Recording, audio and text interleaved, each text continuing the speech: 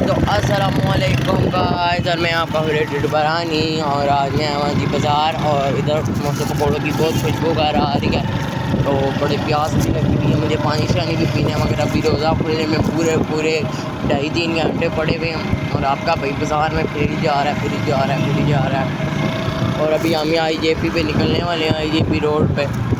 और अब मुझे यार ये बाबा जी, और क्या करें, ये चेक करेंगे सारा यहाँ का मॉल शॉल है। ये हम IJP रोड चढ़ने लगे हैं, ये चेक करें। किसी को भूल जाइए यहाँ से तोड़ के ले जाओ। ये चेक करें, ये आपका भाई IJP रोड पर चढ़ गया। ये चेक करें। और अभी बाबा जी वापस की तरफ जा रहे हैं। और ये चेक करें, सामने सारा सब्ज़ा ही सब्ज़ा है। यार ट्रक भी जा रहे हैं। और आपसे जाके मिलता हूँ दुकान पे जाके मिलता हूँ। तब तक के लिए अल्लाह हाफ़िज़। और मेरे चैनल को लाइक करें, शेयर करें, सब्सक्राइब करें, ताकि आपको ईद पे नए कंटेंट्स मिल सकें। तब तक के लिए अल्लाह।